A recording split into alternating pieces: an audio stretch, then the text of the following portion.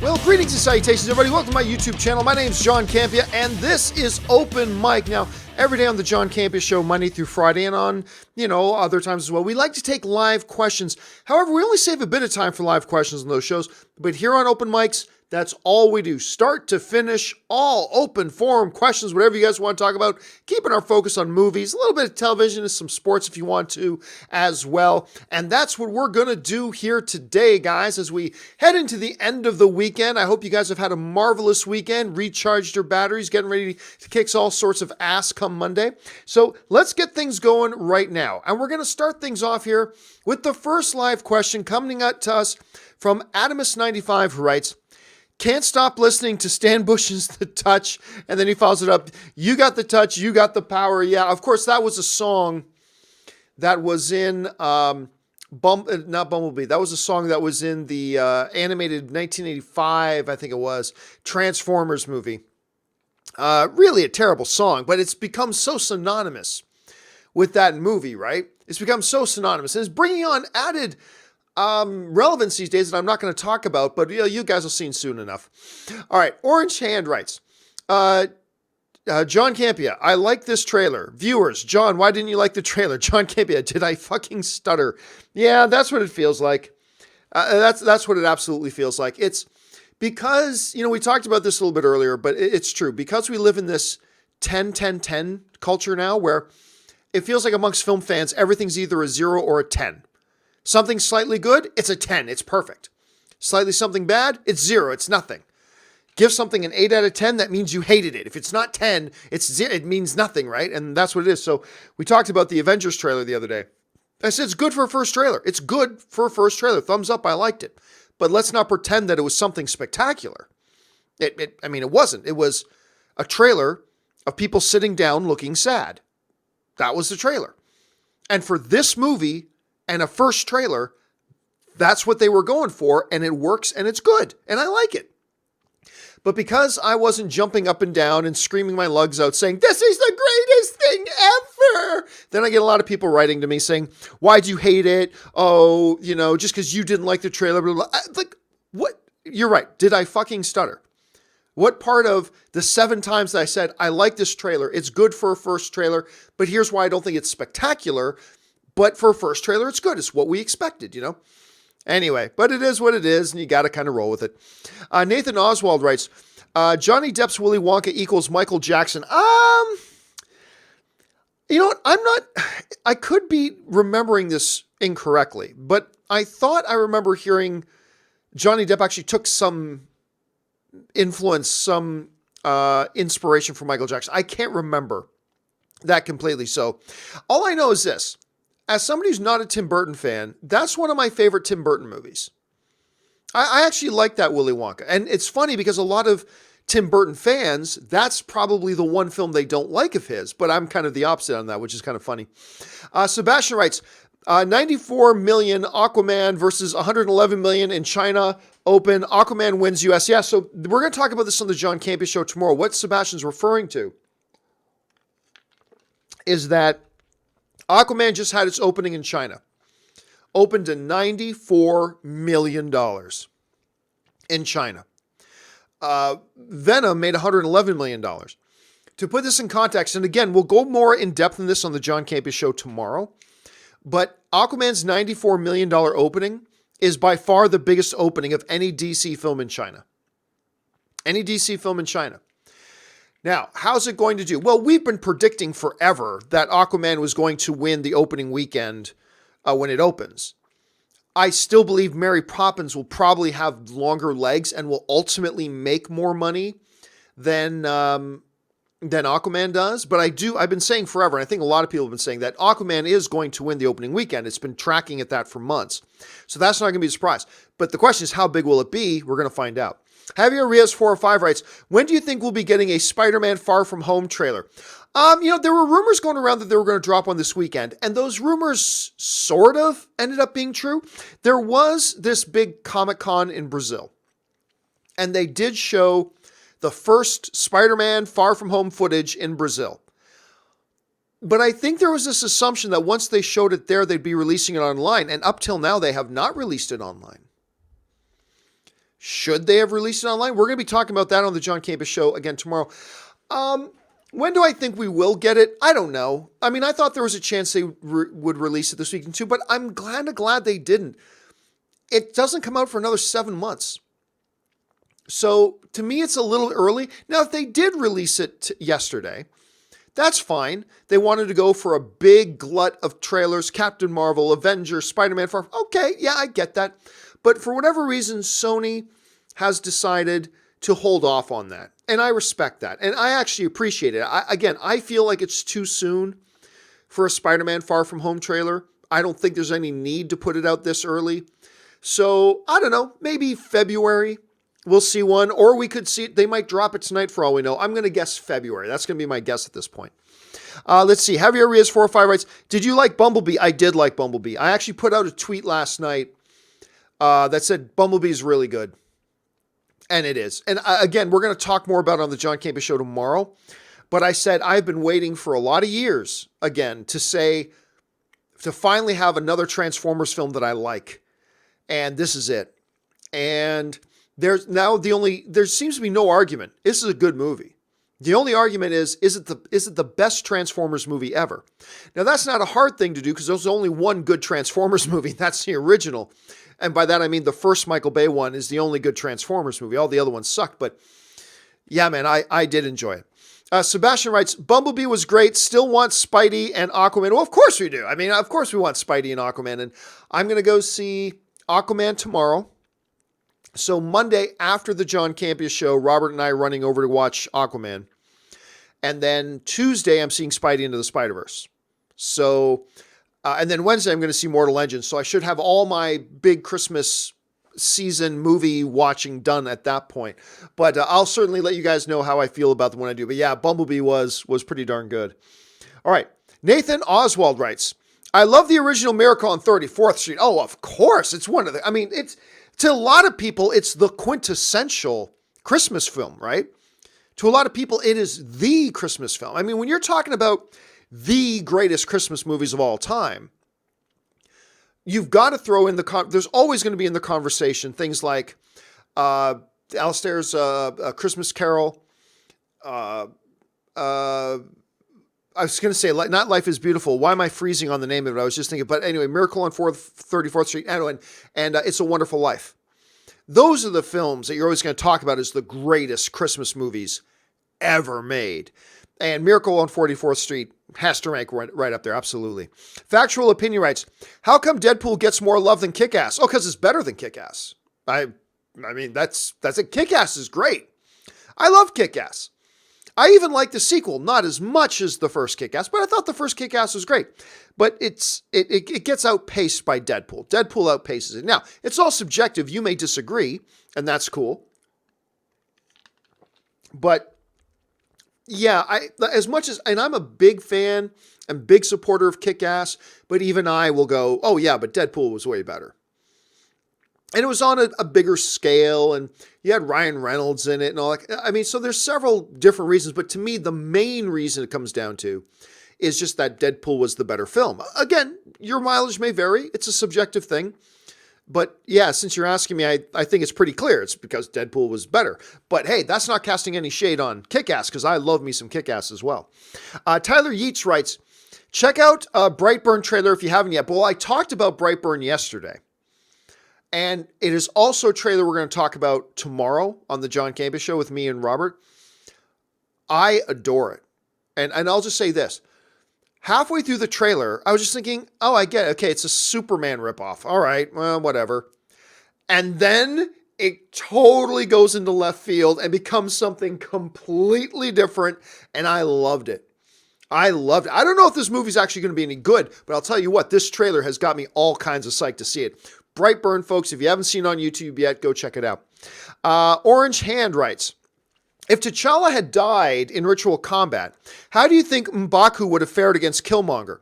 Would a Panther suit and or herb make a difference? Oh, it would have been just this simple. Killmonger never would have let him have ritual combat. Killmonger just would have had him executed. Sorry, not Killmonger. M'Baku would have had him executed immediately. And therein lay the problem with Killmonger's plan. See, his plan was go to Wakanda, surrender himself, issue the ritualistic challenge, and just assuming that T'Challa was going to accept the ritualistic challenge. See, T'Challa as king, at that point, could have said, no, your claim is invalid, kill him. That's totally what he could have done. And at that point, Killmonger's dead. I'm telling you this right now. M'Baku wouldn't have had no time for that nonsense.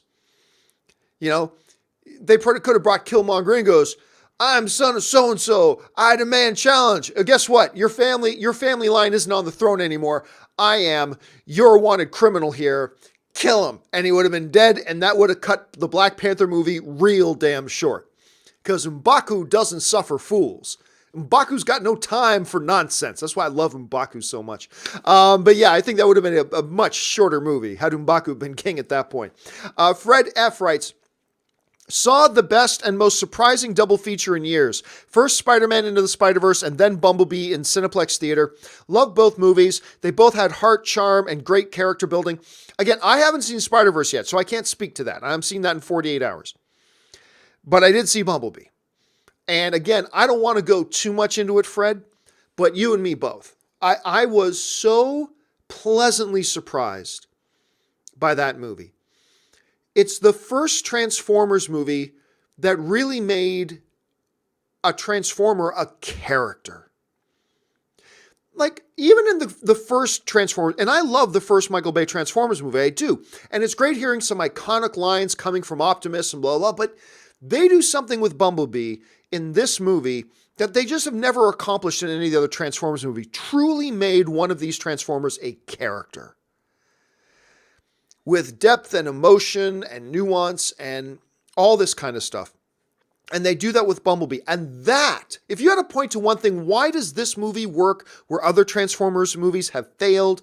I would point to that one thing. They made Bumblebee a real fleshed out character.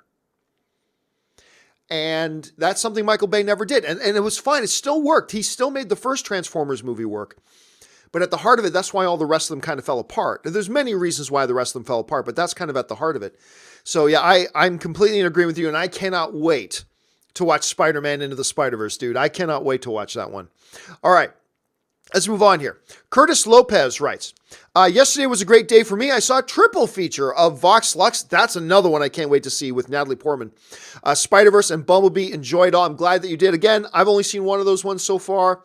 I'm going to be saying those other two this week, but Bumblebee, such a pleasant surprise. I just kind of shocked. I'm just kind of shocked.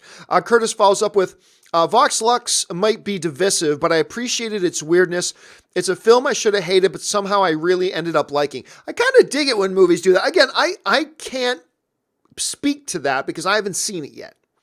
So I can't speak to that as far as its divisiveness or whatever, but it does certainly look kind of like a Black Swan kind of movie. Obviously different filmmaker, but it really does have the feel of Black Swan, which is going to be a little artsy for some people.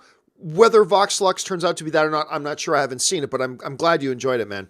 And then Curtis follows up with, again, believe the hype on Spider-Verse. Great story, great action, great characters. It might be my favorite movie of 2018 right now. You know, the funniest thing is, when I'm hearing people, there are a number of people talking about Spider-Man, some critics I know, talking about Spider-Man Into the Spider-Verse. And they're not just saying it's great and it's wonderful. There are some people saying, in the same year that Avengers Infinity War and Black Panther came out, there are some legit comic book movie loving film critics I know who are calling Spider-Man Into the Spider-Verse the best comic book movie of the year. In the same year that Black Panther and Avengers Infinity War came out. That's a high goal, man. That's a high standard. Does it live up to that? I don't know. I'm not going to go into the movie with those types of expectations. I just want a good movie. And if it can deliver that, then I'll be happy. But yeah, Curtis, a lot of big praise going around for that right now. Martin Valek writes, yesterday I wrote about the Uncle Buck questioning scene, and Deadpool did a parody of that in a new clip called Savage Questions. Did you see it? No, I did not see it. You know what? Here's where I'm at as a film fan right now. I'm not one of these people who goes, I'm not going to watch trailers. Well, I have to watch trailers. It's part of my job. I'd want to watch trailers anyway, but it's also as part of my job. I got to talk about trailers. But over the past year or so, I've found that I have stopped watching TV spots. Unless I accidentally, I'm watching a football game and a TV spot comes. Okay, then. But, you'll see online, hey guys, click here, 5 new TV spots for this movie you've dropped. I have found that over the past year or so, I have stopped watching those. So I have not even heard about that Savage Question spot, but I'm probably not going to run out of my way to try to find it either. If they put out a new official trailer for Deadpool, I'll watch it. Anything TV spot related, I'll probably avoid. Because there's not going to be a hell of a lot of new material in Once Upon a Deadpool. So I want to make sure I save that new material. I want to see it for the first time on the big screen. You know what I mean? So no, I haven't seen it yet, but it sounds brilliant. Sounds brilliant. Curtis Lopez writes, Bumblebee, first great Transformers movie in a long time. There's actual character development, fun, and emotion. Well, that's what I was talking about. A true character. Bumblebee's a real, true character. And don't get me wrong. You see, a lot of people, when they saw the first couple of Transformers movies, they're saying, the problem is there's too many humans. Just get rid of the humans. And all. But what we learned from watching Bumblebee is that wasn't the problem. Because guess what? Haley Steinfeld is as much of a character in this movie as Shia LaBeouf was in the first Transformers. She's in it just as much. The difference is they actually made the Transformer character have real character and actual development to that character as well. The problem wasn't that the camera was pointed at a human being. The problem was that they had these other characters that didn't actually have personality and didn't actually have character. And I think that now we're learning that's the big problem. So yeah, that's a huge thing, Curtis. Nathan Oswald writes, what's the difference between cosplay and LARPing? Well, I've never been a LARPer, but LARPing, the big difference is this. LARPing is not just dressing up as your favorite movie character. LARPing is actually live. It stands for live action role playing. It's live action role playing. So LARPing is actually a game. So people will go off on weekends and they'll do LARPing. They'll dress in their period and they're dressed in their age and whatever their context is for their game, and they LARP. They live action role play. They don't do what I do, which is sit down at a table with dice and pencils and paper and books and play role playing games. They actually dress up and go live action role playing. Hence, like throwing little bags of sand at each other, going lightning bolt, lightning bolt, lightning bolt. I mean, that's LARPing. Cosplay is just dressing up.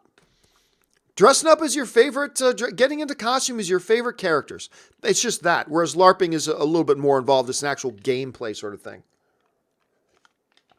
All right. You know what's funny? The other day, what was the name of that movie now? I'm forgetting the name of the movie. With Sean William Scott. Sean William Scott and Paul Rudd. What was the name of that movie again? Role Models. That's it. So Role Model, somebody brought up Role Models the other day, right? I believe, if I'm not mistaken, there's a little bit of LARPing in that. So that's the big, big difference between LARPing and cosplay. Let's see. Martin follows up with, then I bought my tickets to see it this Tuesday in London. I don't know what movie you're talking about. Let me go back to see what you're talking about here. Uncle Buck or Deadpool. Then I bought my tickets to see it this Tuesday in London. One night special screening only. Oh, you're talking about the Deadpool. I can't wait. Bet you there's going to be a new Stan Lee cameo. I don't know. By the way, I found out while Once Upon a Deadpool is playing for 12 nights in North America, they're calling it the 12 Days of Deadpool.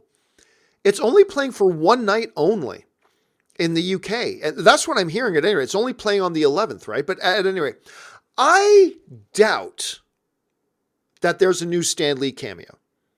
I doubt it. If this was a new Deadpool movie, I would go, yeah, probably there'll be a Stan Lee cameo. I doubt there's going to be a new one, though. I am totally open, though, Martin, to being pleasantly surprised. It would be awesome to go see that movie and Stan Lee pops up. That would be great. I'd love it, and I think everybody else would love it, too. But At this point, I think it's unlikely. But who knows? We'll have to wait and see.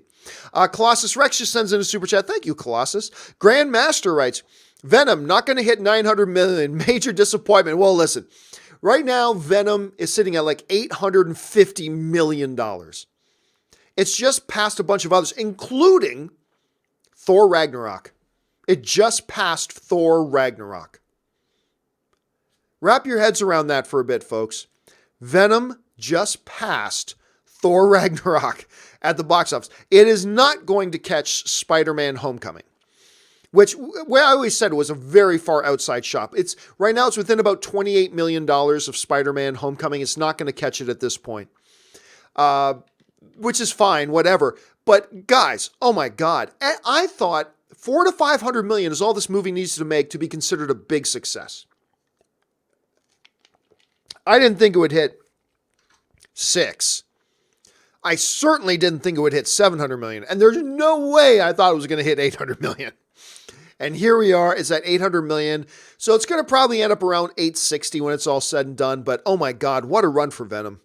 What a run. We're going to be talking about this movie for a long time, because there's so many interesting angles to this whole story with Venom, about the doubt everybody had about it. Everybody saying Sony doesn't know what they're doing. Everybody saying this thing's going to flop because it doesn't have Spider-Man in it.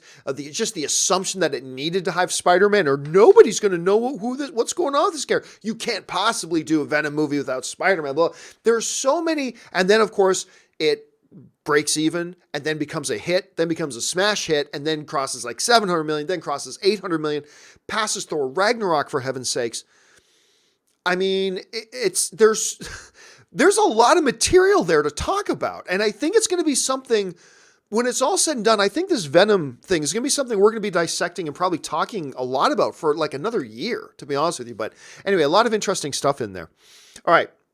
Let's see. Hands of Stone writes, looks like Brightburn is going to give us Superman Bruce thought Clark was in Batman versus Superman. Dude, I tell you what, first of all, the Brightburn trailer caught me off guard because I wasn't expecting it to drop when it dropped. And I didn't really know much about it. And then I'm watching it, and again, I said this earlier, but I'm like, oh, so this is like a Superman ripoff? This is a Superman ripoff. And then I'm not going to give it away because you got to see it, goes in a completely different direction. I'll tell you what, I cannot wait to see this movie. Maybe it'll suck, but I cannot wait to see it. I am so completely intrigued by this Brightburn movie, man. I cannot wait. Ben Rayner writes, I feel like I'm living in a bizarro world with all these Bumblebee good reviews, and I know only 12 reviews, but 100% on Rotten Tomatoes. I know, right? But look, that's why I said, and this is where Bumblebee and Aquaman are similar. I said to everybody doubting Aquaman, guys, do not underestimate how truly significant it is, the director's chair. Aquaman went out and got James Wan, and that is why I've been saying I believe in this Aquaman movie ever since they got James Wan on board. I mean, I loved Jason Momoa's casting, but I loved that for a long time. When they said they got James Wan on board, at that point I went, guys, we got to keep our eyes on this Aquaman movie. And then with Bumblebee, like but all the Transformers movies suck. Guys, do not sell short the fact that this is not Michael Bay directing it. This is Travis Knight. This is the guy who directed Kubo and the Two Strings. This is going to make all the difference in the world. It doesn't guarantee the movie's going to be good. Nothing guarantees a movie will be good. We've seen good directors make bad movies, but guys, do not sell it short. Do not underestimate how vastly huge the significance of a new and talented director being in that chair may have on this franchise. And sure enough, it comes out and now we're all like, good God. Good God. He's absolutely right. I mean, anyway, so yeah, we're going to have to see how that goes. Rafael Estrada writes, hey, John, I'm here at CCXP in Brazil. That's where they showed the Spider-Man stuff. And yesterday we got to see the trailer for Spider-Man Far From Home. Here's some insight to what I felt watching it. And we'll have to get back to that in a second. Ben Rayner writes, AvengersEndgame.com, genius, that is all. You guys saw this by now, I'm sure. If you type into your web browser, I put this up on my Twitter, AvengersEndgame.com, it takes you to the Deadpool website. which is genius. Now, I don't believe the studio actually did. I think somebody else did it, but still, it's completely genius and amazing that it was done. I just laughed my guts out after I saw that. Anyway, Raphael follows it up and says, first off, talking about Spider-Man into Far From Home. First off, the John Hughes feeling is back and a lot more heavy with the interactions between the kids in this trailer. Second, this movie feels huge compared to the first one in terms of action. And then Raphael follows up one more time. Would to see you, I'm going to guess you mean would like to see you in Brazil, John. Greetings. Well, thank you so much, Raphael. Yeah, you know what? I've always been intrigued to go down to Brazil, if for no other reason to spend, say, 2 days at like a Gracie Jiu-Jitsu place. Just to say I trained in a Gracie Jiu-Jitsu place in Brazil, as a bucket list thing, you know what I mean? I've done a bunch of jiu-jitsu, but I've never done a Gracie jiu-jitsu. To go to Brazil and train with a Gracie jiu-jitsu guy would be amazing. Anyway. I've been reading and seeing a lot of the kind of reports and breakdowns of the things that came out of that trailer. We will probably talk more about that on the John Campea show tomorrow. But yeah, that is something that they wanted to bring to Spider-Man Far From Home. And you heard the Sony people and the Marvel people talk about at length the John Hughes feel, right? Which they definitely captured in Spider-Man Homecoming, and they've got the same director on board, so it's not surprising to see that they also carried that through to this one as well. I think the way Marvel and Sony have collaborated in making this the first movie, and now what it sounds like coming out of the second movie, has been a great collaboration. And that's why I'm so glad that Venom was a big hit, because I believe that means that we're going to get more Spider-Man in the MCU moving forward. You guys know I said this before, and I totally believe it. Had Venom bombed, had Venom flopped, Sony was going to take Spider-Man back, because they wouldn't have believed that they could make successful comic book movies without Spider-Man. Venom's is a big hit. No problem. They know they can do it now, and they can keep Spider-Man in the MCU, keep making money over there, and make money over here. Win-win for Sony. It's a good day for everybody. Looking forward to seeing it. I don't know when I'm going to get to see it, Raphael, but I'm looking forward to seeing it. Thanks for sharing your thoughts on that, dude. All right. Nathan Oswald writes, would you rather be first officer to Kirk or Picard? Picard. Picard seems to run a tighter ship. Picard just seems to know what he's doing a little bit. I love me some Captain Kirk. Don't get me wrong, but I'd probably rather be first officer to Picard. Dimsum05 writes, Bumblebee was so charming it hurts. Favorite by far. You're going to hear a lot of people say that, Dimsum. I think we're going to hear a lot of people. I'm still not sure if I like the first Transformers more or Bumblebee more, but you guys know I really like the first Transformers more than most people. I like that first Transformers movie more than most people do. So I'm not sure which one I like more, but you're going to hear a lot of people say Bumblebee is the best Transformers movie ever. Again, that's not saying a lot, but still. I heard a lot of people saying that coming out of the theater last night. Ant Banks 1984 writes, Kevin Hart should run for president of the United States because apparently saying controversial things in your past doesn't affect getting that job. I'm not going to go into any politics, but thank you for sharing your thoughts on that, Ant Banks. Let's see. Mike Hill writes, I just noticed Michael Jai White as Bronze Tiger in Arrow. I got really excited. He's one of my favorite actors. I hope he has a bigger role in Arrow. I mean, he's been off and on. He's been on in previous seasons as Bronze Tiger. I love Michael Jai White. Black Dynamite is one of my just favorite cult, guilty pleasure, absolutely adore that movie. You guys have heard me talk about Black Lightning. You guys have heard me talk about Black Dynamite before. I love Black Dynamite so much. I'm dying for them to do another one.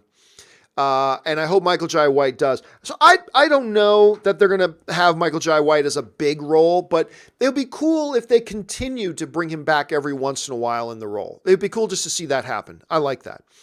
Let's see. Dimsum05 writes, the trailer made Endgame look like a drama. So cool. Well, it was the sitting looking sad trailer. It's a trailer of people sitting down and looking sad. And yet they went for that end until you get to the Ant-Man part, which I thought was a great juxtaposition of the first half of that trailer versus the end of the trailer. And it did that great little gear change. And that's one of the things I liked about that trailer. Styler Manu writes, hi, matey. It's been a while since I sent a super chat. No problem. Good to have you here, Styler. I'm really enjoying the new studio and the weekly here with Robert. I'm having a very good time with that too. I haven't seen Courtney for a while. Can you discuss that? Nope, I don't discuss I don't discuss staff situations. All I say is that I did put up a post on the YouTube channel about it, so all the information is there. But thanks for writing in. And I am really having a good time. The studio is starting to work again. We fixed our audio problems that were plaguing us for the first couple of weeks that I was in there. We discovered new problems because of a cell phone tower issue caused damage to our roof, which caused, like, when the rains came to LA, we had like 25 leaks in there. It's been brutal. That's why a number of shows I had to shoot from home instead of in studio. And on rainy days, I'll have to continue to shoot from home, which is fine. This is a great little home studio. I don't mind doing it from here. But yeah, we'll have to wait and see. Where are we at right now? Murray Reich, Ben Rayner is right. Genius website. Oh, yes, about the Deadpool thing. Oh, absolutely. That thing was hilarious. I just about choked when I went to AvengersEndgame.com and saw that. I just about choked. I laughed so hard. It was so good. Cameron Belgrade writes, why did you hate the Endgame trailer so much? Are you getting paid off? Just kidding. Love the show. Thank you so much for that, Cameron. You know, it's crazy. It is so funny. I mean, I know I bring it up from time to time, but it never ceases to amaze me, the stupidity of some people. Because the moment I say, damn, Thor Ragnarok was great, I get all these people writing to me, you're just a Marvel fanboy, you're paid off by Marvel, blah, blah, blah. The moment I say, holy cow, Aquaman looks amazing. And then, I say, man, yeah, the Avengers 4 trailer was good. I liked it. It wasn't great. As soon as I say that, why are you such a DC fanboy? Why are you getting paid off by DC? It's like, oh my God. I finally wrote to one guy, it finally just frustrated me. I finally wrote back this one. I said, you guys really got to get together and figure it out. Who pays me off? Is it DC or is it Marvel? Because you guys keep going back and forth on this. It's got to be one or the other. I certainly wouldn't be living where I'm living now if I was getting paid off by both. I'd have a big mansion at this point. Denmar95 writes, the only way to beat Thanos is to pull up his homophobic tweets from 2009. By the way, that's also the only way how you beat Dominic Toretto. Very clever quote. A reference to everything that's been going on with Kevin Hart and stuff like that. That's clever, Denmark. The only way to beat Thanos is to dig up his old tweets from 2009. Ah, that's good. I like that. That's funny, Denmark. Where are we at here? Colossus Rex writes, why does Warner Brothers announce so many movies about side characters nobody cares about, like Plastic Man? Well, two things to keep in mind, Colossus Rex. Number one, Warner Brothers doesn't announce them. A lot of the stuff that's been coming out has been news outlets finding out about them and then reporting it. So it's not like Warner Brothers has come out, ladies and gentlemen, we're doing this movie and we're doing that movie. Some of them are. Like Warner Brothers has announced a couple of films, but a lot of the time, it's just that news outlets find out about it and report them. Listen, nobody cared about Iron Man when Iron Man got made. I mean, obviously, some people cared, but for the sake of hyperbole, nobody cared about Iron Man when they were making an Iron Man movie. Nobody cared. Everybody screamed and yelled, Venom? You can't do a Venom movie. Nobody cares about Venom, especially if you don't have Spider-Man with him. Nobody cares if you don't have Spider-Man. Guardians of the Galaxy. Nobody's ever even heard of Guardians of the Galaxy when that was coming out. Nobody had even heard of Guardians of the Galaxy when that was coming out. So we can sit here and say, I mean, you're making characters about people nobody cares about. They did that with Guardians of the Galaxy. It turned out great. It doesn't mean a Plastic Man, if it ever even happens, because Warner Brothers has never confirmed they're doing that, by the way. But if it does, it doesn't guarantee just because it worked for Guardians of the Galaxy, but it may. We've certainly seen that it can work. We've certainly seen it work with Venom. And, and a Plastic Man wouldn't come along with the extra baggage of, you can't do Venom without Spider-Man. I mean, so there's that. So what we're seeing is Warner Brothers making movies about characters that they just think they can make interesting movies out of. Because guess what? Warner Brothers did make movies with all their big heavy hitters, and they didn't have anywhere near the success that they thought they should have had. They had some success, but nowhere near the success they thought they could have had and they had the potential of having. And I think that's fair. I think that's fair to say. And I've always said, you know the old saying, The definition of insanity is doing the same thing over and over and just expecting different results. They have done the big guns. They've only had a certain level of success. And so why not try some of their lesser known characters and not focus so much on building the DC cinematic universe and just make some good standalone movies? And we've seen it can work. So I would encourage you, Colossus, let's not just dismiss it out of hand. Let's go, you know what? Hey, you know what? I thought doing a Black Lightning show was a dumb idea. I really like it. Might be my favorite show on the CW superhero shows right now. I love Black Lightning. Who would have thought Guardians of the Galaxy that nobody gave a crap about? A telepathic dog? Well, they don't use him, unfortunately, but and yet here we are. Huge blockbuster franchise. So let's give them the benefit of the doubt for now. Let's just wait and see what kind of movie they make. Spencer Smothers writes, did you see that Lucifer is wrapped filming on season 4? Yes, I did hear about that. I'm just waiting for a release date.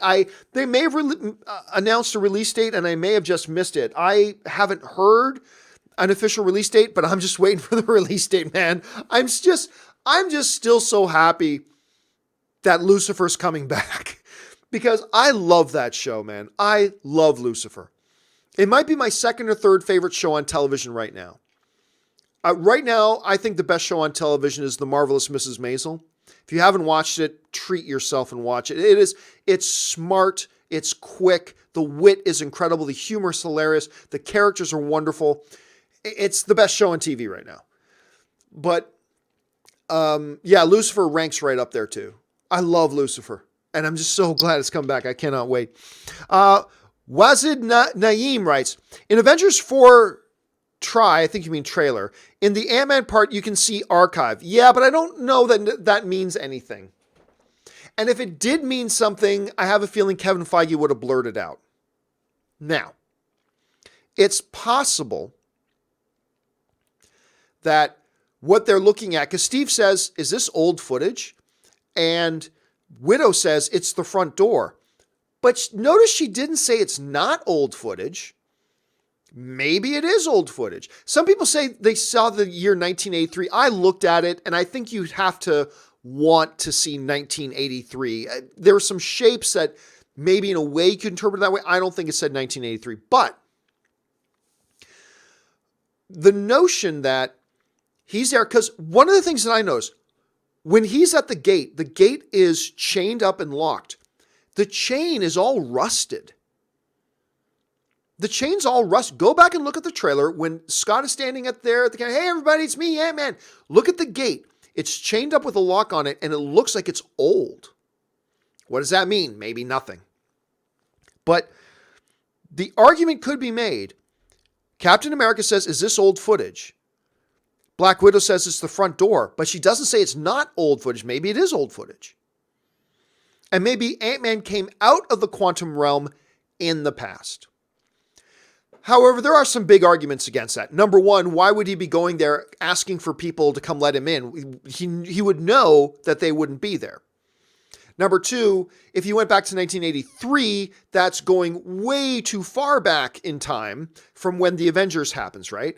So that's a little bit. So I think if the word archive was significant here, I have a feeling Kevin Feige just would have blurred that word out if it actually meant something. So I think it is most likely what we saw is what it is.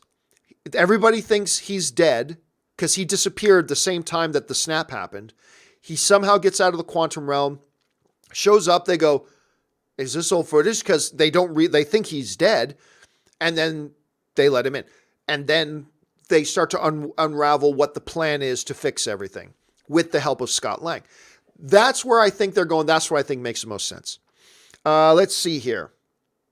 Victor Watson writes, number 5 for the Browns, John. I told you guys at the beginning of this year, after they played their first game, I was like, you know what? This Cleveland Browns team that has won one game in 2 years, in 2 seasons, they won one game. I said, you know what? This is a different team. This is a different team. And I said at the time, I'm predicting this Cleveland Browns team is going to win 5 games this year.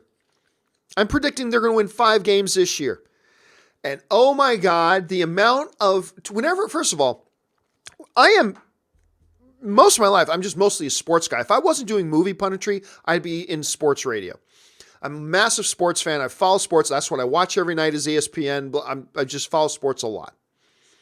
But it's so funny. Whenever I talk about sports, there's always some brain dead, idiotic moron who goes, "Oh, Campea, stick to movies." It's like, child, I know 15 times more about football than you ever will in your life. But whatever.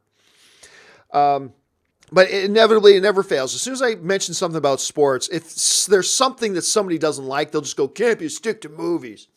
Well, as soon as I said that the Cleveland Browns are going to win 5 games this year, you would not believe, if I had a nickel for every tweet I got that was some variation of "Campea, stick to movies," I'd be a rich man. I'd be a rich man. Today, the Cleveland Browns won their 5th game this year. And they are probably going to win at least one more. And I'm not a Cleveland Browns fan, not at all. But I hate seeing anybody lose that much. And what Cleveland has been through the last few years is just, actually, what as a team they've been for many years. You just can't help but cheer for them a little bit, right? You can't help but cheer for them a little bit. And I love seeing a team that's been so down for so long having some success and the fans having something to cheer about. I love it. It's great seeing. Yep, today they got number 5. So good on them. Congratulations to all my Cleveland Brown fans out there. All right. CK Gould writes, "RIPD or Gem in the Holograms? Ugh. Choose one you have to watch forever." Oh. I'll take RIPD. It's awful in all sorts of unspeakable ways, but there's a few giggles in it. And it's never a bad thing to see Jeff Bridges or Ryan Reynolds. So, yeah, it's an awful movie, but, oh, no, I wouldn't. I'd be cutting off my own air supply after about 3 times through watching Gem and the Holograms, the idea of having to watch it anymore. So I'll stick with RIPD. Victor Watson writes, "Hey, John, did you see Sandra Bullock has a movie coming out on Netflix called Bird Box this December?" Yeah, well, I mean, at this point, everybody has something coming out on Netflix. Everybody has 6 things coming out on Netflix. So I haven't seen any specific trailer about that. I knew Sandra Bullock's got a couple actually lined up to do on Netflix, and Bird Box is one of them. I don't honestly know much about it. I don't think I've seen the trailer for it, but I'm not really keeping up on the Netflix original movies all that much. I mean, that's going to have to change pretty soon. Pretty soon I am going to have to stick, because with so many movies getting made on Netflix, with Netflix cranking out so much stuff, going to start following. By the way, there's going to be a major Best Picture contender. That's a Netflix movie this year, and that's Roma. Roma's going to be a major Best Picture contender. So we're going to have to start paying attention to this stuff, and me included, pretty quick here. Nathan Oswald writes, "Kirk Douglas is 102. God bless him. God bless Spartacus. 102. That is crazy. It's funny. You look at Michael Douglas. He's getting up there. Michael Douglas is getting up there. His dad is still kicking around, man. And it was so great the other year to see him come out on stage with his daughter-in-law, Catherine Zeta, and have him out there. And yeah, did he look like he was in rough shape? Yeah, he looked like he was in rough shape. But let's see, as Yoda would say, when 101 years old are you, as good looking will you be, or however Yoda would word it. I mean, he's still there. He still clearly he's still sharp. He still has all of his mental faculties there. And God bless Kirk Douglas, man. God bless Spartacus. Let's see. Grandmaster writes, "I saw Mowgli on Netflix. Very special movie. Great. I got to disagree, Grandmaster. I was disappointed. I was disappointed in Mowgli. I am a big Andy Serkis fan. I was very excited about this movie. I knew something was wrong when Warner Brothers dumped it on Netflix. Because remember, it was supposed to be a theatrical release, and I think they just knew they did not have a winner on their hand. I mean, the last time I checked, its Rotten Tomatoes score wasn't bad. It was around 50%. Hold on a second here. Mowgli or Rotten Tomatoes. Last time I checked, it was hovering around 50%, which means about half the critics liked it. It's a 54%. Not a great rating, but it means a little over half the critics liked it. I did not. I did not. I thought it was a very poor man's version of Jungle Book. I liked what they were going for to make it grittier, a little bit more violent, a little more bloody, a little more true to the original source material. I appreciated what they were going for, but it didn't work. To me, it didn't work. I wanted to like it. I'm a huge Andy Serkis fan, but it didn't. And now I'll just move on as a fan, and I'll just look forward to the next thing that Andy Serkis directs. But yeah, for me, Mowgli did not work. I wish I did. I wish I shared your enthusiasm for it, Grandmaster, but I didn't. And I wanted to, but I just couldn't. All right, let's see here. Victor Watson. Oh, and there's the jump. Hold on a second.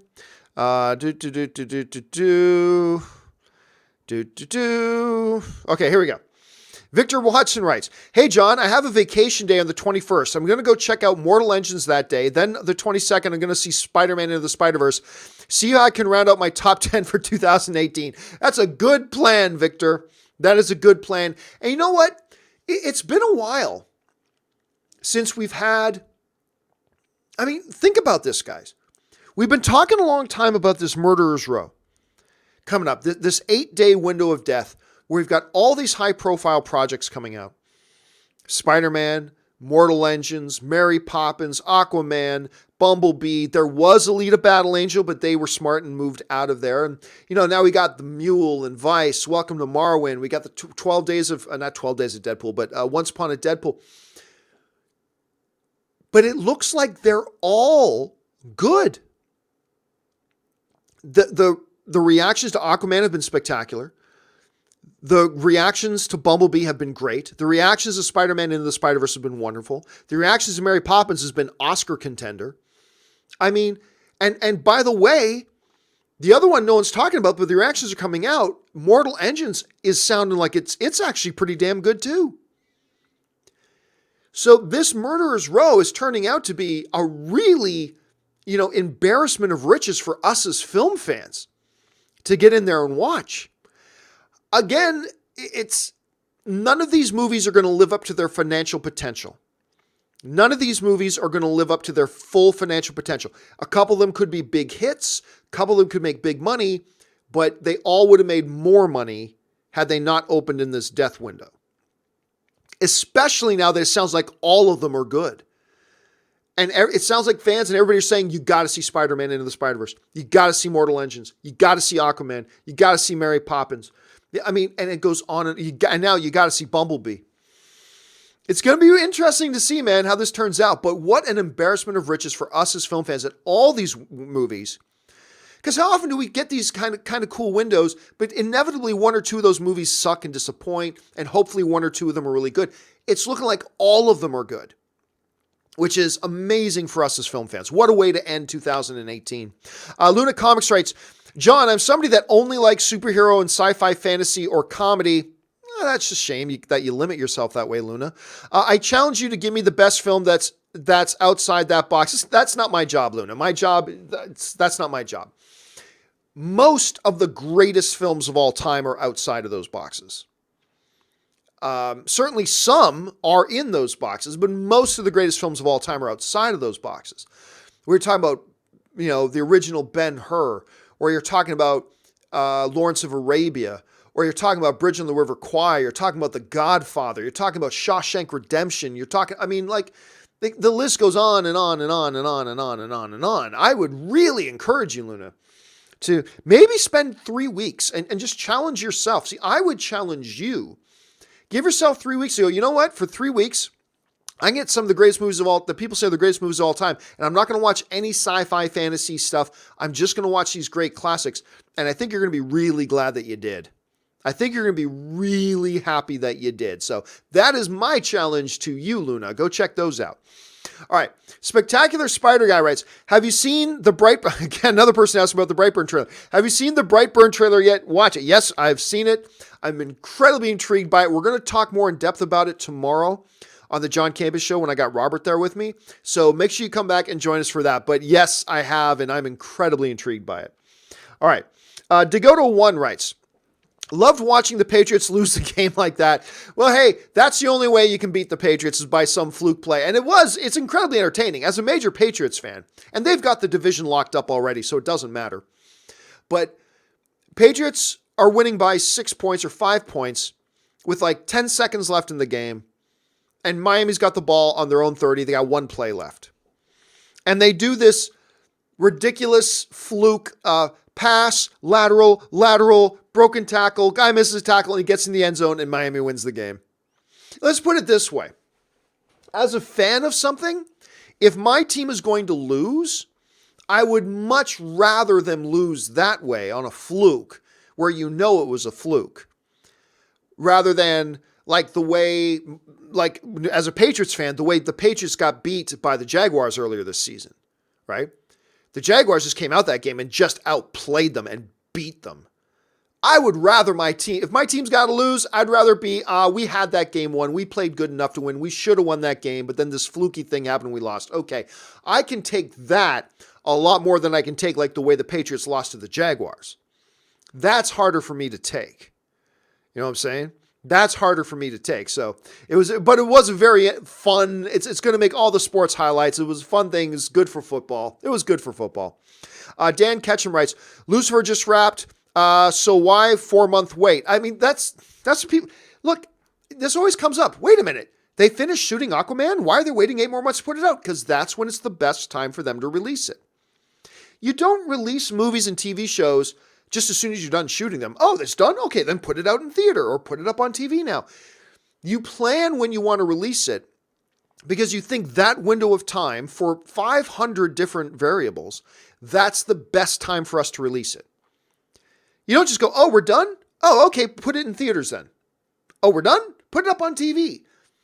No, we just finished talking about that death window, right? That's an extreme example, but there is studios and television networks put millions of dollars into researching this stuff about when is the best time for us to release this product so that it has the best chance of success. So they wrap shooting. I'm sure they still have a bunch of post-production to do. But I'm sure like 3 weeks from now, they're ready to release it. I'm sure they could if they want to just throw it up on Netflix, sure. But they don't think that's the best time to release it. You put it out when it's the best time to release it. Because don't think for a second that when you release something doesn't have a major influence on how successful or lack of success that it has. It's not the only thing, not at all, but it's one of the significant things. So yeah, you want to be done that early to give yourself lots of breathing room. You don't want to schedule your production to take you right up to like 2 weeks before it's supposed to be on air, because then if anything goes wrong, you're screwed. So yeah, I wouldn't worry about that.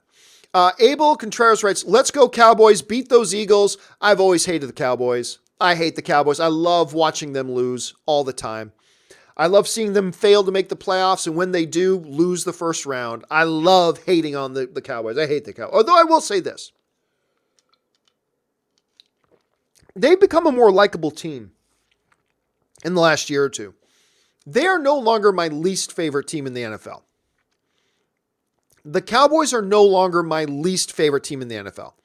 That title now goes to the Carolina Panthers because I just hate their douchebag quarterback. Why am I freezing on his name? I don't care. I don't care why I'm freezing on his name. I just had a brain freeze. I'm just suddenly freezing on his name. But it sucks. I loved watching him play football in college. I was a big fan of his when he was playing in Auburn. Listen to me. I'm telling you what college he went to, and I'm freezing on his name. Why am I suddenly...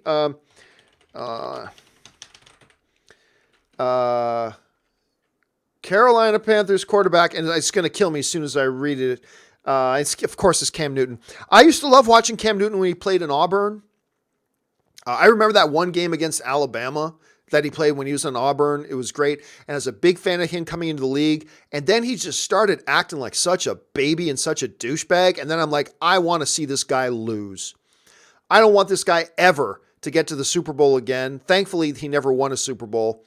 And I just hate that guy now. Oh, as a sports fan, I don't hate him personally. He's probably a very charming, nice, wonderful guy out the feeling. But as a sports fan, right, he's my villain. Cam Newton is now my villain as a sports fan. And I just love seeing him lose. So Dallas no longer my least favorite team. C-Spice writes, you said you didn't know I was a Patreon supporter. I'm Luca on the Facebook group. Maybe that rings a bell. Proud to support. Love the show. Well, thank you so much, C-Spice. I really appreciate that. And yeah, did not ever recall seeing C Spice in there. That's actually a problem I have sometimes with some of my Patreon supporters, is that their names on social media are different than their names on Patreon. And so there are some times that people become Patreon supporters and like they don't get added to the Facebook group. And it's like, well, because your name doesn't line up with any of the list of our Patreon supporters. It's like, oh, because my real name is this. It's like, oh, that matches up. So that says a lot about it. So, but thanks for being here, C Spice. I really appreciate that, man. All right. Raymond Verata writes, did you see Jake Gyllenhaal's Spider-Man video? Oh, I saw the one he put up on Instagram when he was like looking at the Mysterio cover of the Spider-Man. He's like, what the? And he goes, I just realized I'm not playing Spider-Man. Gold. That was some Ryan Reynolds level shit right there when he did that. That was gold. If you haven't seen it, look up the Instagram post by Jake Gyllenhaal about Mysterio and everything. It was really funny. Now, you're saying videos plural. That's the only one I know of off the top of my head. So I don't know about the other one, but I'll keep my eye open for that. Maybe you can email me a link to that other one, Raymond. All right. Hamza Miran writes, the next 2 weeks will be hell. Hashtag finals week. Oh, is it finals week? Yeah, I don't have to deal with that stuff anymore. But December, it's finals week. Jeez. To all of you guys facing finals, my condolences, best of luck, go kick its ass. But yeah, my sympathies as well, because that is horrible, horrible time of the year. John Watkin, Walkden writes, the Oscar host scrutiny, bring on Ricky Gervais. Yeah, I honestly didn't like Ricky Gervais as a host. And I love Ricky Gervais. I think he's a fabulous comedian. I think he's just great. I didn't think he was so good at hosting. You got to be able to know how to find the line between good-hearted roasting and when it crosses the line to being uncomfortable for everybody because it just feels like you're just being cruel. And there is a fine line. And I found that Ricky Gervais, when he was hosting, he failed to walk that line appropriately sometimes. Like a lot of times I felt like he crossed from just good-hearted ribbing and roasting to now that just felt nasty and mean. And when that happens, it stops being entertaining, just kind of becomes awkward, even though you know he's just trying to be funny. And I didn't think he was all that good of a host. And I know I'm in the minority there. A lot of people loved him hosting Golden Globes when he did it. But there's a reason they stopped asking him back, and I probably wouldn't want to see that. But yeah, they never would. Clearly, they never would. But hey, I'll watch every comedy special he ever does from now to the end of time because I think the dude's hilarious. Rodney Hurd writes, don't lose your head, and in the end, there can only be one. Well, that's Highlander right there. And, you know, first of all, Clancy Brown as the Kurgan in there. Like, especially when he's in the church talking to the nuns. That is some hilarious stuff. And one of the best catch lines of any movie franchise of all time. There can be only one. Until they did the sequel. But at any rate. Okay. Water Kid writes, what Star Wars content would you like to see for the next trilogy and why? I would like to see Old Republic. I'm give or take. I really don't care. I mean, look, I've been saying for a long time, Old Republic is a vast, because when you say Old Republic, that's nothing specific, and that's a good thing. Old Republic's, covers centuries and centuries and centuries and centuries, and there's a lot of stuff you can do there.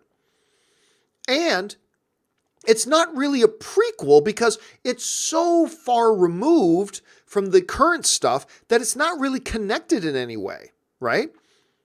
Like you do something that happened 5 years ago, it's connected as a prequel. Maybe even 10 years. You go back 500 years or 1,000 years, it's not really a prequel. I mean, technically you could call that, but your hands are completely free. You can do whatever you want to do in that playground. Does it need to be Old Republic? No, it doesn't. I'd be just as happy to see them move forward, but ultimately it doesn't matter. It doesn't matter whether the new movies take place in the Old Republic or if they continue to move forward. You just got to make good movies. If you make a bad movie in the new era, that ain't going to save you just because it's in the new era. If you make a bad movie set in the Old Republic, it's not going to magically be a good movie because it's in the Old Republic. Then you're still screwed. Ultimately, it doesn't matter. At the end of the day, you just got to make good movies. So I don't care what they do. I'd rather see them just create new content, create new stories, create new things, move forward. That's kind of where I'm at any rate. Comic Doctor writes, "Hey John, you sound hoarse. Take care of yourself." It's because I've been doing too many shows, and I haven't taken a break this weekend. I did videos yesterday. I did 3 videos. This is my 3rd video today that I'm doing. One I put up earlier, a companion video, another one. I'm literally speaking straight for 3 or 4 hours a day, and my voice is starting to go. I do have to be careful. I do have to be careful because my voice is starting to go. If I'm not careful, I'm going to lose my voice, and I'm not going to be able to do shows for a couple of days. But good ear on you, man, for picking that, because that is happening to me. Dan Ketchum writes, where's Dan? There he is. Aquaman's already passed other DCU China openings. Yep. We talked about that a little bit earlier. At $94 million, it is the largest DC opening ever in China. Now, that doesn't mean anything in the grand scheme of things, but it's significant for that. And we're going to talk more about that on the John Campea show tomorrow. Michael Jones writes, "Hey, John, just wanted to say Merry Christmas to you and Ann." Well, thank you so much, Michael. You know, Christmas is my favorite time of year. Always has been. My favorite family memories are Christmas. There's religious significance to Christmas. It is just, to me, the best feel-good, best time of the year. And especially now that I live in Los Angeles, it's taken on the added significance that it's the time of year that I get to travel home. I get to go home and visit my family.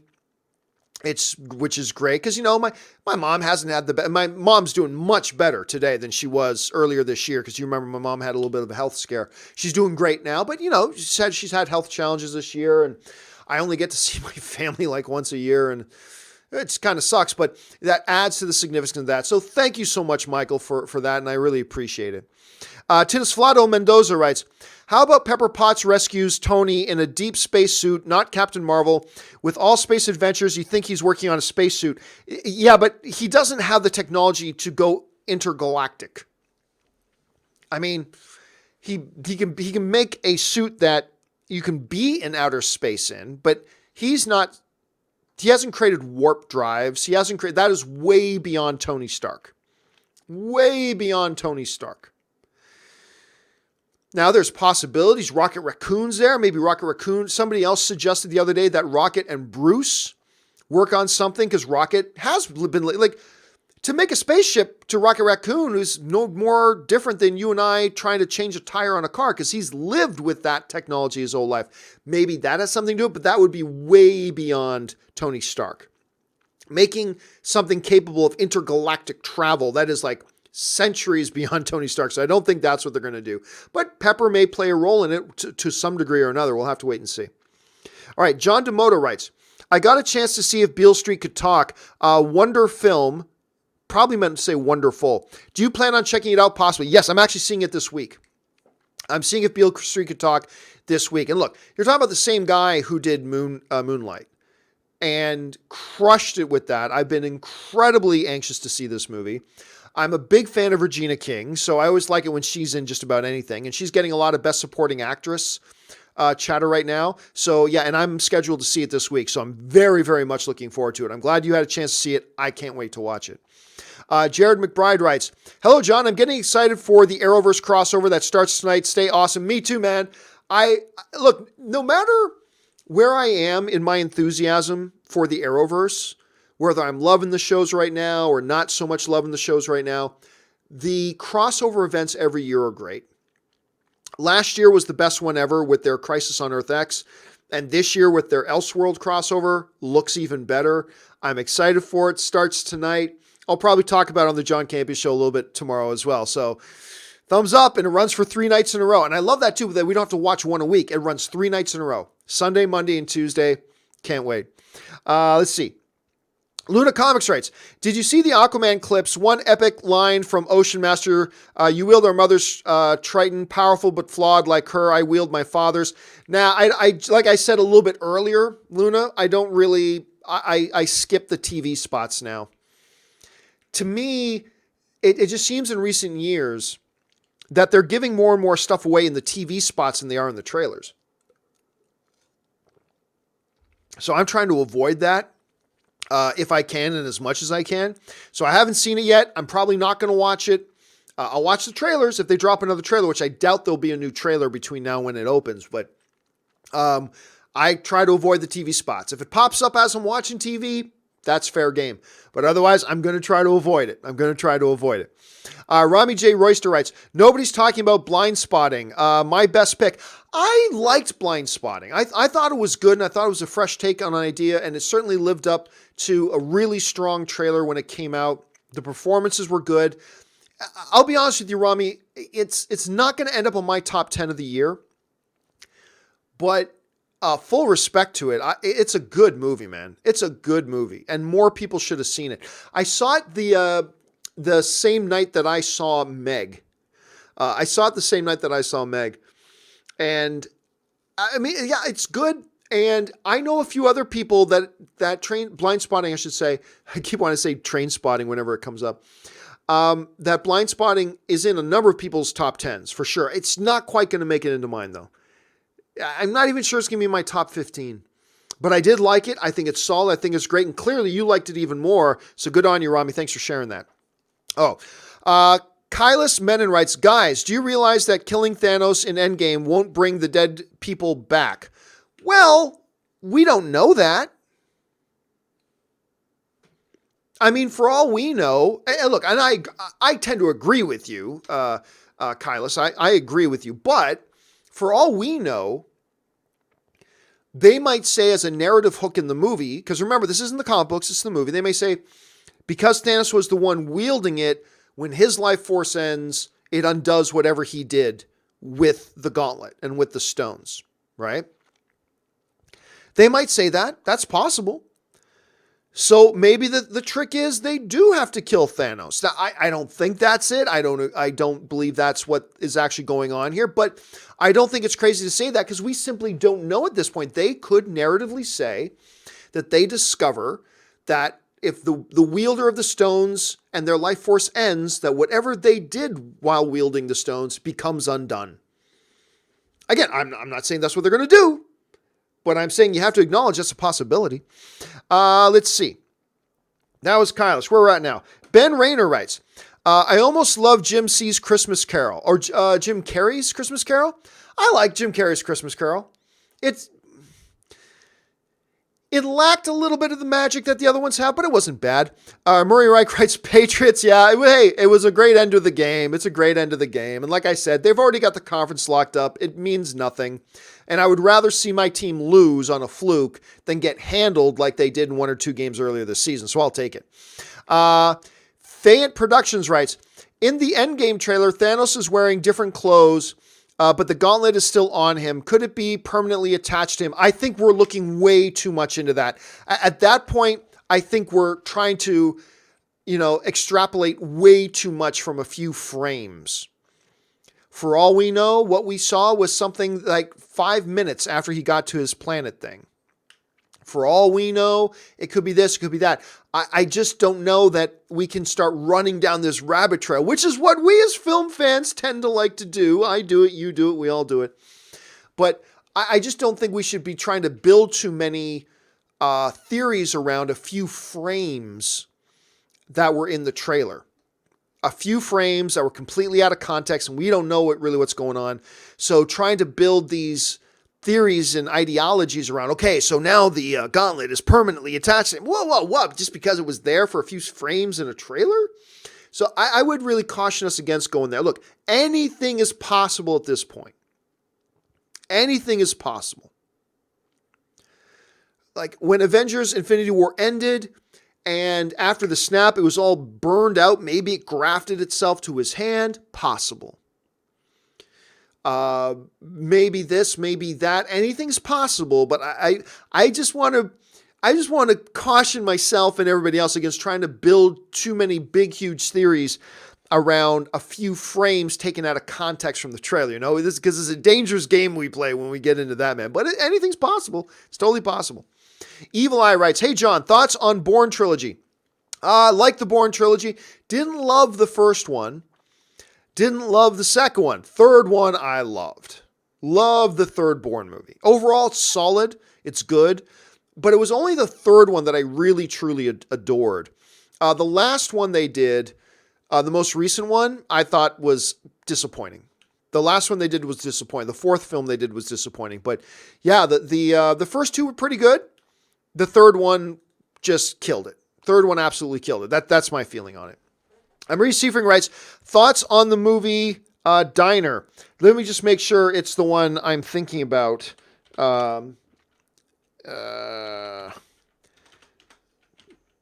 Because I've got two different movies in my head right now.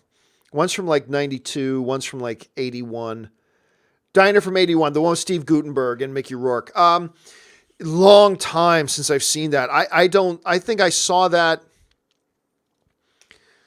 God, I think I saw it on VHS once in the late 80s. When I was like, I don't know, what was I? Maybe 12 or 13 when I saw it.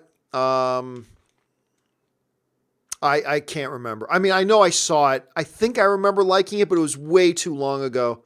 I was just way too young when I saw it, and it was way too long ago. So I have no other recollection of the movie. Sorry about that, Marie. Okay. Let's go here. Murray Reich writes, Browns win 5th game like you predicted. Do you think they're playoff contenders next season? Yeah.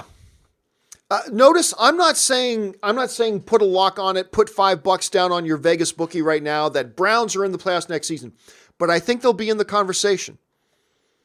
You know, next year, I think we'll get to week 15 next year, and they're still fighting for a spot.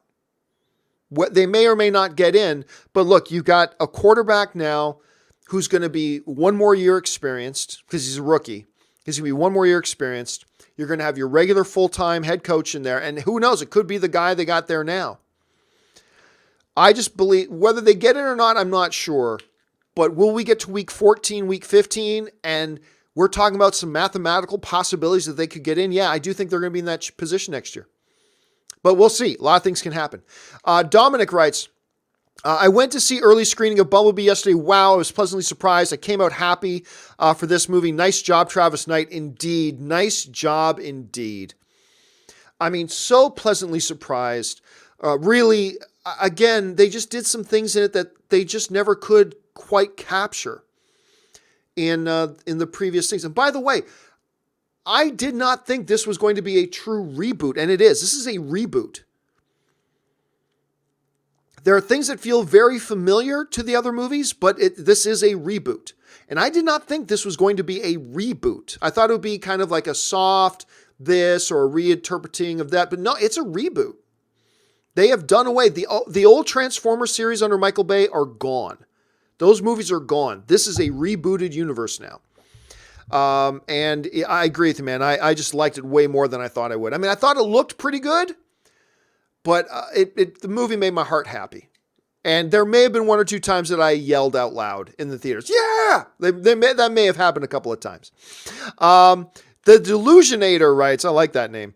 Hey, John, just wanted to thank you for being awesome. Watching you has helped me escape from my parents' divorce. I really appreciate it. Oh, man, first of all, sorry to hear that you're going through that, obviously. But again, we talk about it all the time here, man. The great thing about movies and storytelling, and then the community of people who are fans of it, we give ourselves a reprise from it. We give ourselves an oasis out of the storm to momentarily remember life is good. There are things we're celebrating, things like that. And then we can go back into our real world, real life issues and not have the solutions for them, but be able to face them from a different perspective, be able to be in a better place. And I just love that about movies and the movie fan community and being a part of it. So I'm really glad you're a part of it, Delusionator. And again, I love that name too. So thanks for being here. Thanks for being a part of it. And thanks for sharing, dude. All right. Luis Tapia writes, anyone want an Optimus Prime solo movie? I mean, look, Optimus Prime is one of the great characters in all of fiction. I mean, it's Optimus Prime, for heaven's sakes. I don't think we're going to get an Optimus Prime solo movie. We may get rebooted Transformers stuff. Depending on how this Bumblebee movie does, we'll see what happens. I don't know if we'll get an Optimus Prime solo movie. I don't think we need an Optimus Prime solo movie. I just think we need Transformers. I don't think we need a solo movie. Then why a Bumblebee solo? When you see the movie, you'll know. You'll know. Symptomatic Fiend, right? That's a creative name too. What are some 2019 movies that aren't big blockbusters you're looking forward to? Mine are Knives Out. Oh, definitely Knives Out. John Wick 3 and the new Tarantino flick. Yeah, Once Upon a Time in Hollywood looks great. I mean, I don't know. I'd have to sit there with a list in front of me, Luis. I'd have to sit there with a list in front of me. But I will say this, or a Symptomatic Fiend. I will say this. I'm big on all of those. Knives Out sounds killer. The cast is amazing. John Wick 3, because it's John Wick 3, obviously. And Once Upon a Time in Hollywood, fantastic cast, great source material, Quentin Tarantino directing. I mean, all those look fantastic. So I'm big on all those. The other ones, again, I would need to sit there with a list in front of me, and I don't have that at my disposal right now. But I love your list, dude. I love your list. Those are all absolutely three I'm definitely looking forward to. All right. Hannah Ringswald writes, Watch American Animals is one of my favorite. You know, I feel like every week, one or two people say, John, you got to watch American Animals. You got to watch American Animals. And I'll tell you what, too, I've seen the commercials. I've seen the trailers, and I think it looks great. I have so little time for TV. I just never get around to it, but I do have that on my list. I'm going to get that. I'm going to get to that one. I am. I'm going to get, I just have too many of you guys tell me I got to check it out. So thank you, Hannah, for adding your name to the growing list. I will get around to watching it because so many of you guys are telling me how good it is. I will check it out.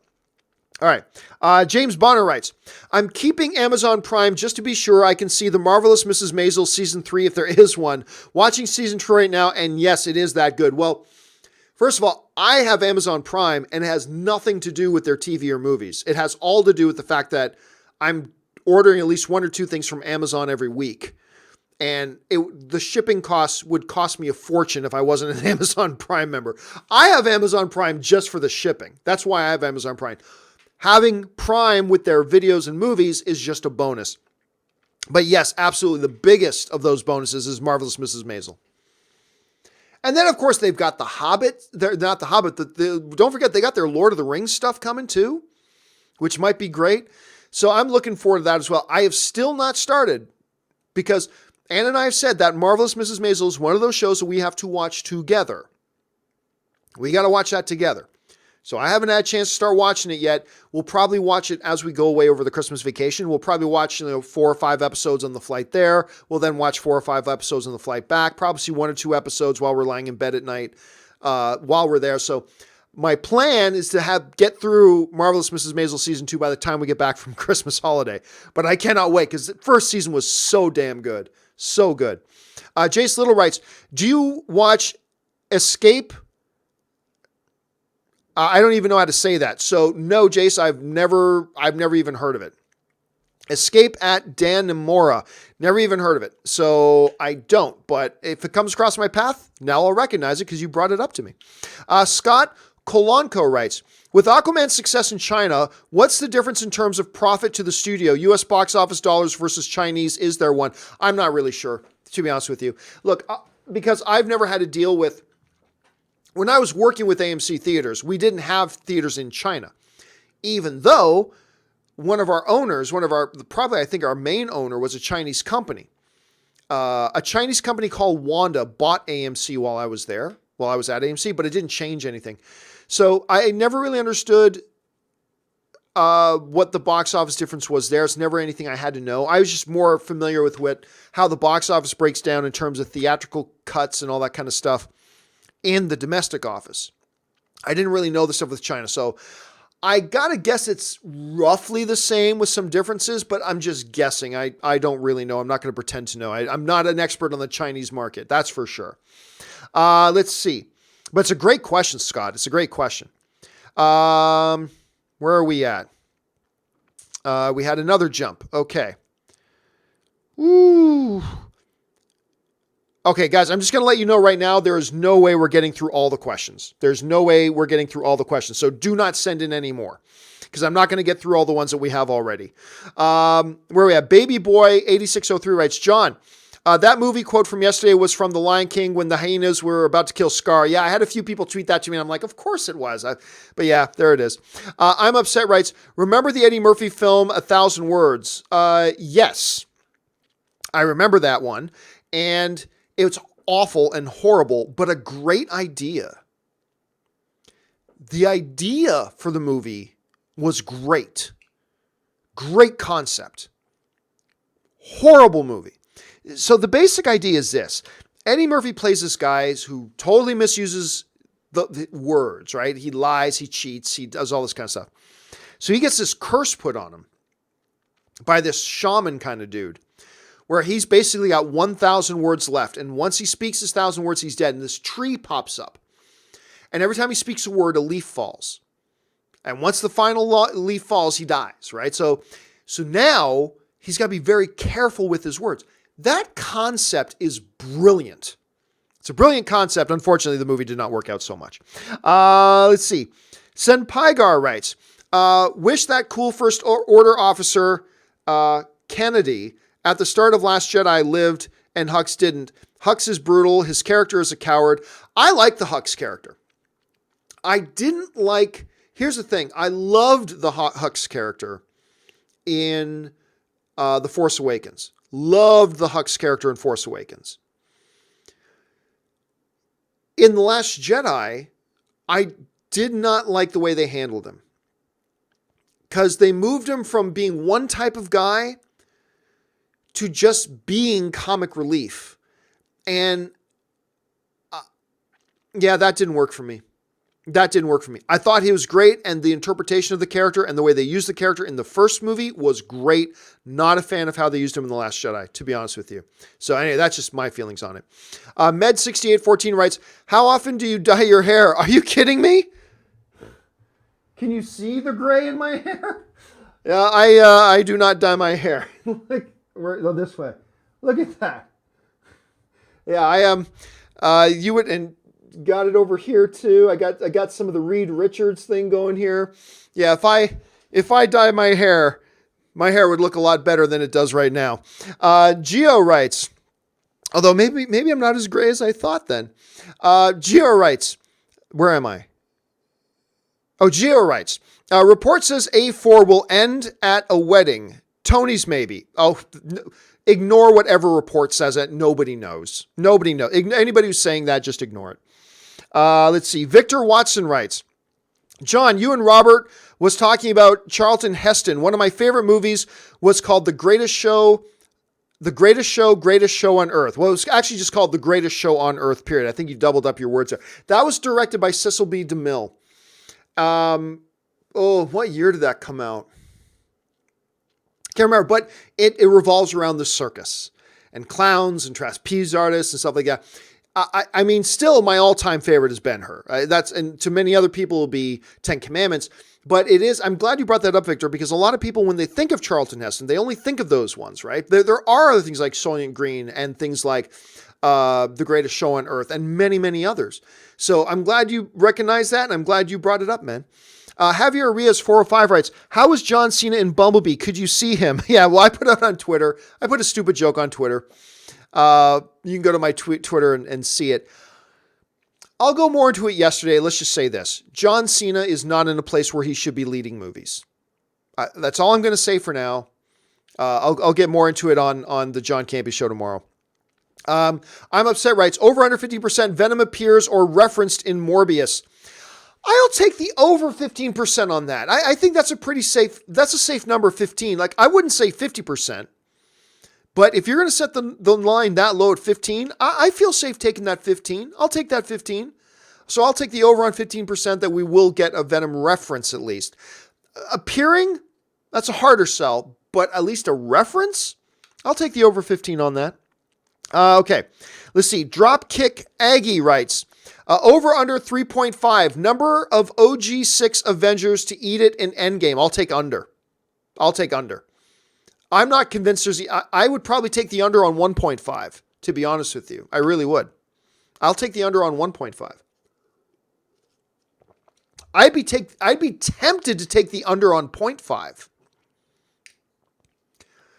I would probably take the over on 0.5, but I would still take the under on 1.5. So yeah, that's where I'm at on that. Victor Watson writes, I hope Star Wars Episode 9 don't show any trailers until September at least. Release date December 20th. September's a little late. September's a little bit late. I could see July or August. Probably July. Probably July. I mean, there's still a rumor going around that they may drop something before the end of the year, which I've talked about why I think there's only one reason you would do that and what you'd have to do to make that work. And I've talked about that ad nauseum already. But other than that, I could see July, maybe even on the outset June, because then you're about 7 months away. But July, a good 6 months out. July, August, I think that would be a bit good. September, even for me. And I like shorter trailer windows, but even for me, September seems a little bit late there. At least that's just me. All right. Styler writes, did you see Galaxy's Edge behind the scenes pick? No, I have not. Nope, haven't seen it. So I can't speak to it at this point. Victor Watson writes, 2018 was like wow, but 2019 is like double wow. Movies simply rocking. It's like 2019. But let's also take a little grain of salt. There have been many years that we have approached the year and gone, oh my God, this year is going to be incredible. And then a number of the films that we were really looking forward to end up disappointing. That could be the case here. You know, we've got all these movies coming out, like Toy Story 4. Are you kidding me? Lion King. Avengers. Star Wars Episode 9. Aladdin. I mean, pardon me, on and on and on and on. Shazam. These huge, epic-looking movies. Maybe 3 or 4 of them suck. Maybe Avengers Infinity War sucks. I mean, we don't know yet. I got the hiccups now. We just don't know yet. But yes, I am with you. I'm standing right now on the cliff and looking out on the horizon of 2019 going, oh my God, this year for movies is going to be insane. But there have been other years we've done that too. And inevitably a number of the big films we look forward to are awesome. But then also inevitably a number of them ended up disappointing. We'll have to wait and see. Like, how does 2019 turn out? Does Toy Story 4 end up being one movie too many in the Toy Story franchise and disappoint? Does Lion King end up being just a big disaster? Does Shazam end up sucking? Does Avengers Infinity War disappoint? I mean, I don't know. We'll have to wait and see. But yes, standing where we're at now, looking out onto the horizon of 2019 looks like an insane year. No doubt about it. The M Cluster writes, 33 to 34 Dolphins. It's hard being a Dolphins fan, but this is sweet for me anyway. Let me have this. I'll let you have it. Take it. It's been a rough season for Miami. Miami had more potential this year. I think Miami had more potential this year. And they've had a little bit of a raw deal. I mean, they had some key injuries, some inconsistent play where things looked good, and they simply have not had the season that I think they deserve to have. And that's unfortunate that happens in football. But yeah, hey, look, a victory over the Patriots has got to be sweet. That's got to be sweet. So you take that, man. You take it and you savor it and you enjoy it. Let's see. Troika S writes, love OG Transformers design, nostalgia sure, but the Bayformer design was so overwrought, often hard to tell what I was looking at, like visual noise. See, in principle, I had no problem with the Bay design, right? But what Bay failed to do, what Bay and his team failed to do, was to do enough to differentiate the race. Because there were many times from Transformers 2 all the way through Transformers 5, that there would be big fights going on, and I'd have no idea what I was looking at. Like, there's 8 Decepticons there, and they all look the same to me. The idea of having more of an organic, flexible, like organic metal kind of look to them, I think that's fine, as long as you take that next step then in making sure there's enough there to differentiate them from one another, to give a uniqueness to the look of each one of them, right? And the Bay stuff never did that. I was perfectly fine with the design of Optimus Prime. I was perfectly fine with the design of Megatron. I was perfectly fine with that in principle. But then you get into these big battle scenes and you realize so many of these guys just look so alike. And even the colors were hardly distinct from each other. And you just had no idea what was going on. There's a big mound of metal beating on itself over here, and then another big mound of metal beating on each other over here, and you just didn't know what was happening. You just didn't know. And so again, in principle, I was okay with the designs in principle. But if you're going to do that, you had to then go to the next step to differentiate, and they never did. And that's too bad. Let's see here. Where was that? That was Troika. Let's go on to Victor Watson, who writes, I have 2 movies left to kick my number 1 movie out of 2018 out of its top spot. Doubted, A Quiet Place. Wait, are you saying you haven't seen A Quiet Place yet? Is that what you're saying? I'm not. Is that what you're saying? Are you saying Quiet Place is your number 1 movie and you're waiting to see if it gets kicked out, or you still have to see that to see if it kicks? I'm not quite sure where you're going. For me, A Quiet Place is still my number 1 movie of the year. I haven't put my top 10 list together yet, but I know A Quiet Place is still my number 1, and I know BlacKkKlansman is either my number 2 or my number 3 right now. I'll work out the rest of my list later, but for me, Quiet Place still holds that spot. But I haven't seen Roma yet, and I haven't seen If Beale Street Could Talk yet. So those are the 2 big. I mean, then I've got to see Welcome to Marwen. That doesn't sound like it's going to be a Best Picture contender. It sounds like it's going to be good, though.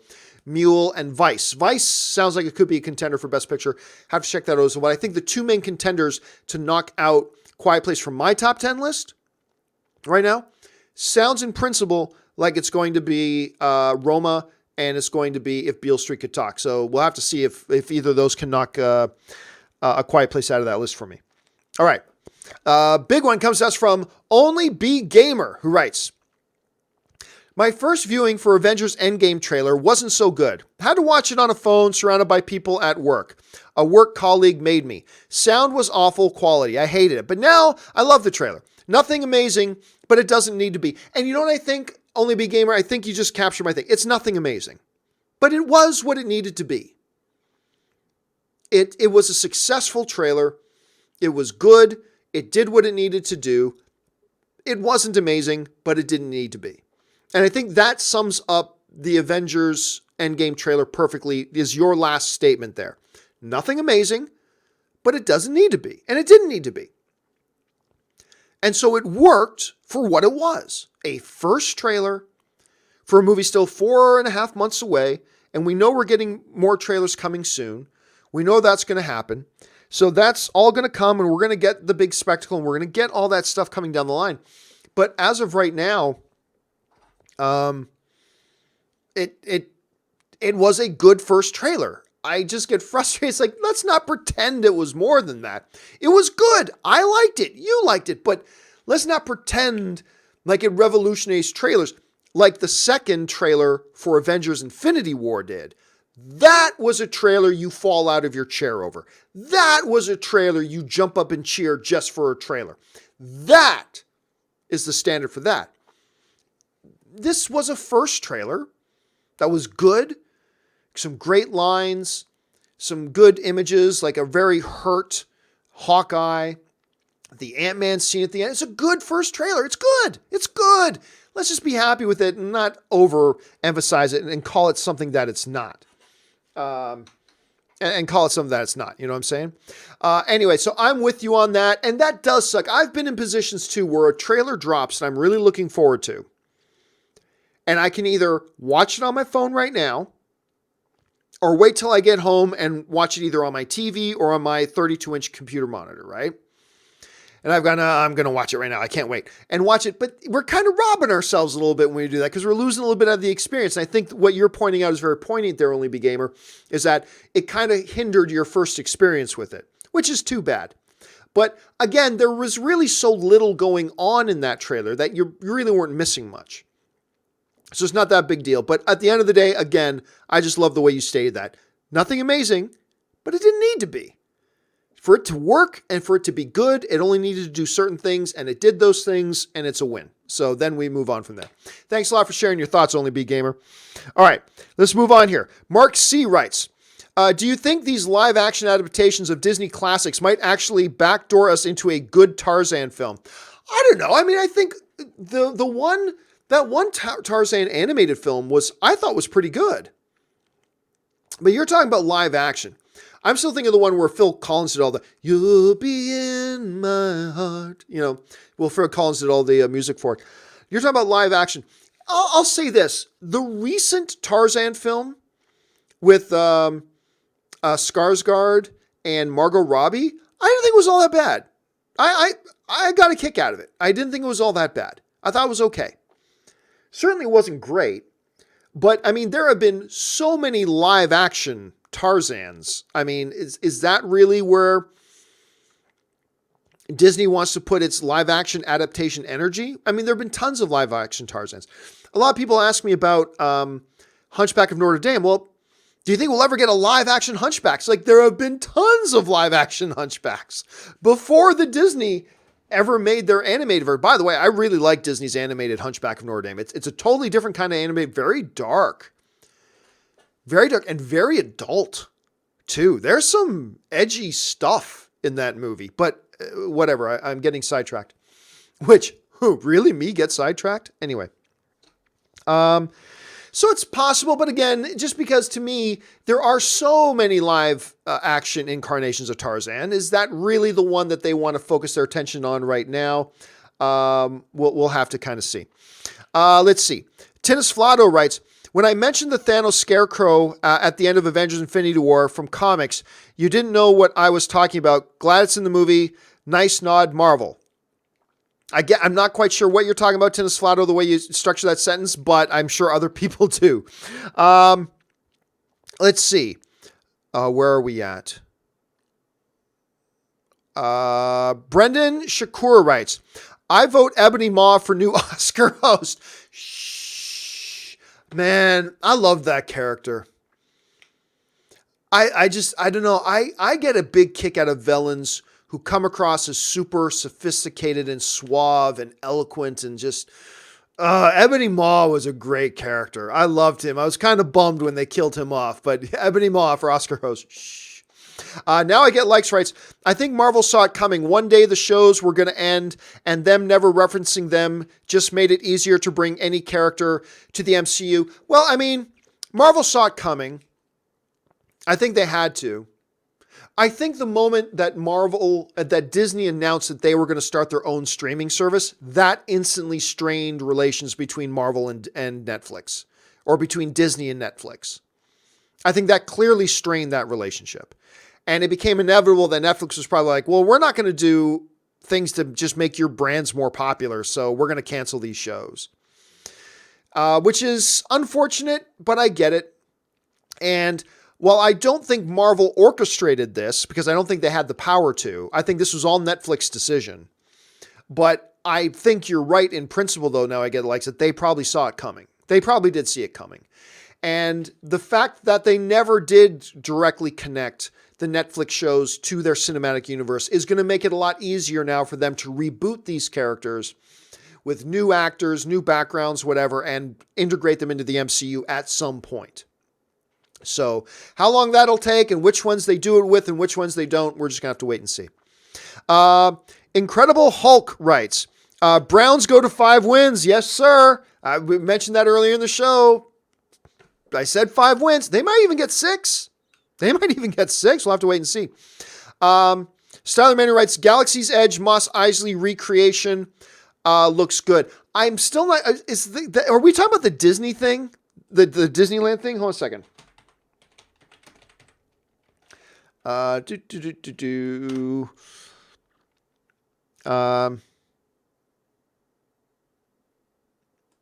Okay. So Galaxy, we're talking about the actual Disneyland thing. Okay. I thought you were talking about some new animated thing that I wasn't aware of.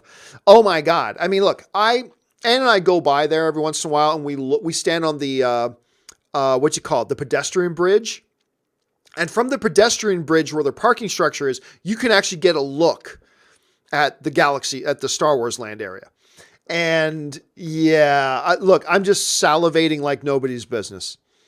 I'm just salivating like nobody's business. So I'm now looking at the picture you were talking about here, that the Falcon's now been completed. I'm just going to lose my mind when I see that for the first time, man. I'm just going to lose my mind. Javier Rios 405 writes, did you like Neil Patrick Harris as an Oscar host? I can't even remember him hosting the Oscars. What year was that? I just remember him hosting the other shows too. Oh yeah, back in 2010 he hosted. You know what? You know what? I think I remember enjoying it. I like Neil Patrick Harris. Again, I'd rather see a movie personality, like a true movie personality, host it. That's just me. But I think I remember enjoying him doing it. Man, I didn't even remember him doing it. There's that. Let's see. Eric Derigi writes, where are we at here? Last couple of questions of the day here. Eric Derigi writes, today I hit the big 40, 40 years old. Any chance you can give me a shout out for my birthday? Well, I just did, Eric. Happy birthday, man. Happy 40th. I hope you have a great birthday and have a great, fantastic year. Enjoy it with friends and family, all that kind of stuff. So happy birthday to you, man. Thanks for that. E writes, how about Ricky Gervais's Oscar host? Well, clearly somebody's joined the show late. We talked about that a little bit earlier. I don't think it would work. I don't think they ever would invite him to host. As much of a huge fan as I am of Ricky Gervais, I don't think he would be a good Oscar host, to be honest with you. So, but again, we covered that a little bit earlier in the show. And the final, and that will do it. That's the last one. Then we have one from What I Watched, and I just sent in a super chat to be supportive. Thank you so much for that, guys. Well, this was an hour and 41 minutes, but you know what? We did it. We got through all the questions that you guys sent in. Thank you to everybody for participating in this today and sending in all the great topics for us to talk about. Don't forget, me and Robert Meyer Burnett on the John Campea Show tomorrow. We're probably going to go a little bit more into the Avengers trailer. You know we're going to talk about Bumblebee because I saw the movie. We're going to talk about it a little bit more in depth. Have a number of things to talk about on tomorrow's show I'm very excited about. So I hope you guys are able to join us then. My throat is now just about gone. That will do it for us for now, guys. Thanks so much for joining me. My name's John Campea, and until the next video, bye-bye.